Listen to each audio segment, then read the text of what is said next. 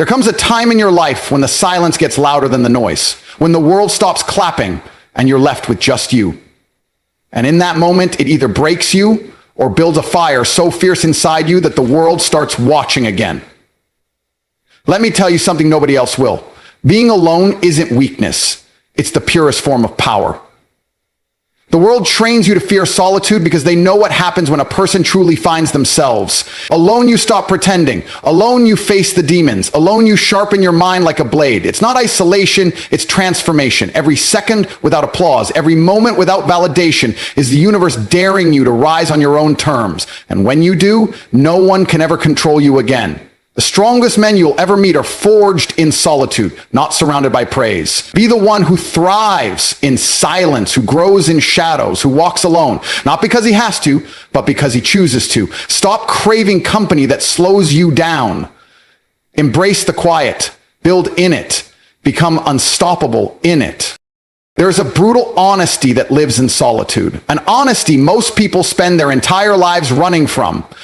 When you're alone, there's no one to impress, no one to perform for, no one to pretend in front of. It strips away the layers you've built to fit in, to be liked, to be accepted. In solitude, your reflection becomes clear. Not the version you show the world, but the version you've buried under distractions, relationships, noise, and value. The masks come off, not because you want them to, but because there's no one left to wear them for. You see yourself exactly as you are, with every insecurity, every lie you've told yourself, every weakness you've ignored, and every ounce of potential you've denied. It's raw, it's uncomfortable, and that's where the transformation begins. People fear being alone because they fear the truth. It's easy to stay surrounded by others and lose yourself in their opinions, their judgments, their expectations. You start living for them, chasing their applause, their approval. But when you're alone, all that disappears, and what's left? Just you. Your thoughts, your patterns, your mistakes, your dreams, your demons. It's in that solitude that you realize how much of your life has been scripted by everything but your true self. Solitude forces you to confront the parts of yourself you've been avoiding. That bitterness you carry, that jealousy you hide, that laziness you justify, it all rises to the surface. There's nowhere to hide it anymore. And that's not weakness. That's the start of strength, because you cannot fix what you refuse to face. And in the stillness, you begin to face it all. You start to understand your pain. You start to trace the roots of your anger. You hear the voice of your inner child, the one that got silenced by the chaos of the world. You begin to heal. And real healing isn't gentle. It's violent. It rips through you. It makes you question who you are. And then it rebuilds you with truth as your foundation. But it's not just about pain. Solitude reveals your greatness too. In the quiet, you start to dream again. Not the safe dreams you share on social media, but the dangerous ones, the bold ones, the ones that scare you because they feel too real. You rediscover your voice. You remember the fire you had before the world poured water on it. You realize how powerful your mind is when it's not distracted, how focused you can be when you're not constantly trying to please. You start to enjoy your own company, not because you're perfect, but because you're real. And from that reality, confidence grows, not the loud, arrogant kind that crumbles under pressure, but the quiet, unshakable kind that only comes from truly knowing yourself. You walk differently. You speak differently. You stop settling. You stop chasing. Because when you've looked your true self in the eyes and made peace with it, the opinions of others become noise. You're no longer desperate for attention. You no longer need permission to exist, to succeed, to evolve. You become dangerous in the best way, because the person who is comfortable in solitude, who is not afraid to be alone, cannot be controlled. They can't be manipulated by fear of rejection or loneliness.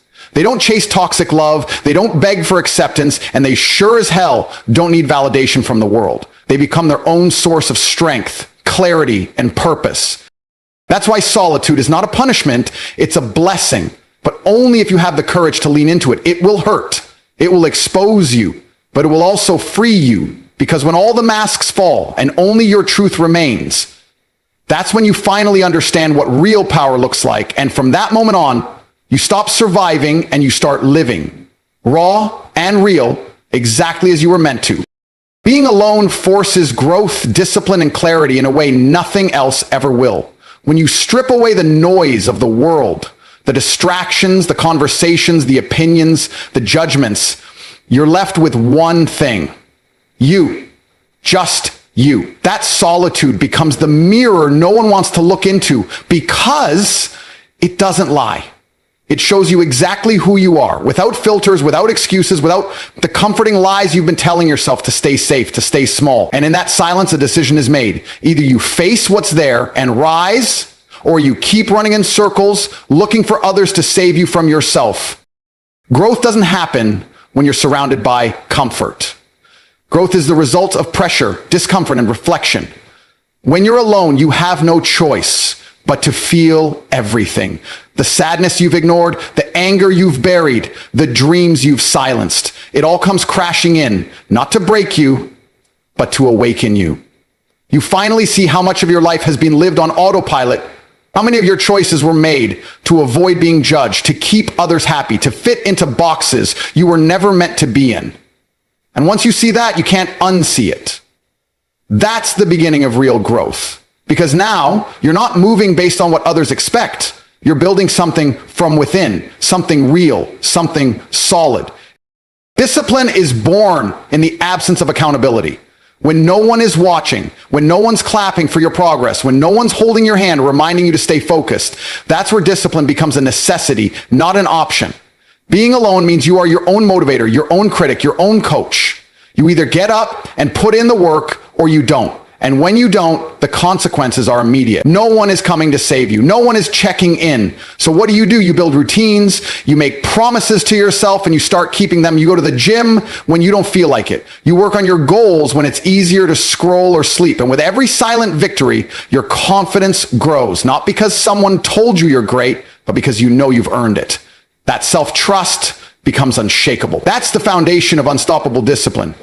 Clarity is perhaps the greatest gift of solitude. The world is full of noise. People telling you who to be, what to do, what success looks like. And when you're constantly in that noise, you start to believe it. You chase goals that aren't yours. You pursue relationships that don't serve you. You try to live a life that doesn't even feel like yours. But when you're alone long enough and honest enough, the fog starts to lift. You begin to hear your own voice again. The voice that knows what you want. The voice that's been drowned out by expectations and opinions. In that clarity, everything becomes simpler. You stop asking for permission. You stop explaining your path. You get real about what matters and ruthless about what doesn't. Being alone strips away the distractions and brings your life into focus. You realize how much time you've wasted giving energy to things that were never aligned with your purpose. You start cutting people off, not out of bitterness, but because peace has become more important than pleasing. You simplify your life. And in that simplicity, your power multiplies. You think clearer, move faster, and act with intention. You're no longer reactive. You're strategic. You're no longer emotional about every setback. You're focused. Solitude teaches you how to think instead of just feel, how to plan instead of just wish, how to execute instead of just dream. There's a certain level of greatness that only reveals itself in isolation. When you're no longer relying on external motivation, when your actions are no longer performative but deeply intentional, that's when you're dangerous. Not to others, but to the limitations you once believed.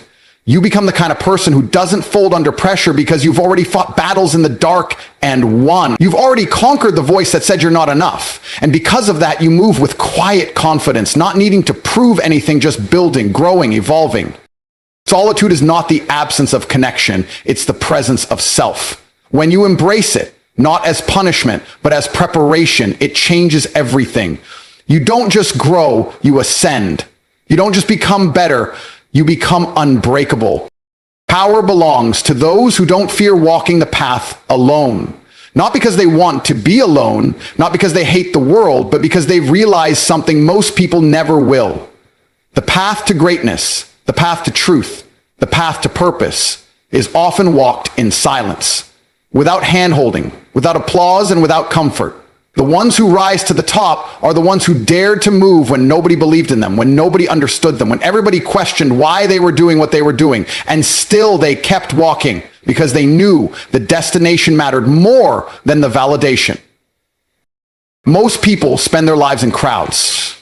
Crowds feel safe, crowds agree with you, laugh with you, distract you, but crowds also slow you down. They keep you average. They keep you thinking like everyone else, moving like everyone else, living like everyone else, and the moment you decide you want more, not just money or fame, but freedom, clarity, purpose, you'll find yourself stepping away from the crowd. And that's when the real journey begins. That's when you realize the walk gets quiet, the nights get longer, and the doubts get louder. But if you keep walking, that's when you become powerful. There's a strength that's built in isolation that cannot be replicated in comfort. When you're walking alone, there's no one to lean on, no one to pass the blame to, no one to clean up your mess. You are responsible for every choice, every failure, every result. And in that weight, you grow. You stop waiting for someone to come fix your life.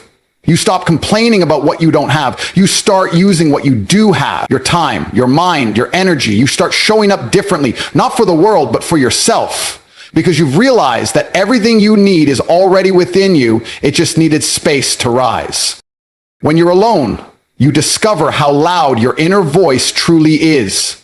Not the voice that doubts you, but the one that knows who you are. The one that's been silenced by distractions, ignored by busyness, buried under opinions. In solitude, that voice gets stronger. It tells you to keep going when everything feels uncertain. It tells you to trust the process when the results haven't shown up yet. It reminds you that you weren't built to fit in. You were built to stand out, to lead, to inspire, to build something so real that it doesn't need to be explained. And that kind of power doesn't come from being surrounded. It comes from being solid within. Walking alone also forces you to build standards. When you're not desperate for company, you stop tolerating mediocrity. You stop letting weak people waste your time. You stop pretending, stop chasing fake friendships, stop settling in relationships that drain you. You become selective, not because you think you're better, but because you finally value your energy. You understand that every second of your time is an investment, and not everyone deserves access to it. That's power. The ability to say no, the ability to walk away, the ability to be alone and not feel empty, but full of purpose, direction, and self-respect. People who fear walking alone often end up following paths that were never meant for them. They live lives built on borrowed dreams and secondhand opinions. They look around for permission instead of listening to their own calling. But those who walk alone, they lead, they create, they become. They don't need maps because they trust their instincts. They don't wait for motivation because they've developed discipline. They don't look back because they know what's ahead is far more valuable than anything they left behind. And when the world finally sees what they've built in silence, it looks like magic. But it wasn't magic. It was war, internal war, fought and won in silence. There is nothing more dangerous than a man or woman who has mastered the art of walking alone. They are unshakable because they've seen who they are without the masks. They are focused because they burn distractions to the ground. They are driven because they've had to generate their own fire when no one else believed in them. That's where real power comes from. Not from being liked, not from being surrounded, but from being rooted in something deeper. Conviction, resilience, purpose. So if the path you're on feels lonely, good. That means it's yours. That means you're not copying someone else's life. That means you're forging your own. Keep walking. Let others doubt you. Let the crowd laugh. Let them misunderstand you. Because one day, the same people who couldn't see your vision will ask how you did it. And you'll smile, not because you proved them wrong, but because you proved yourself right.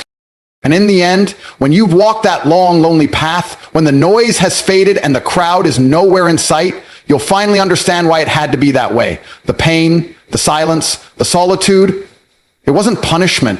It was preparation. It shaped you, sharpened you, built you into something unbreakable. You didn't just survive being alone, you thrived in it.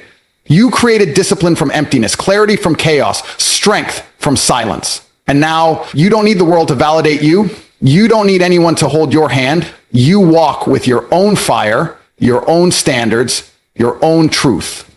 That's the kind of power no one can take from you. Because it wasn't given, it was earned. So if you're still in the dark, still walking that lonely road, keep going. Don't beg for company. Don't crave applause.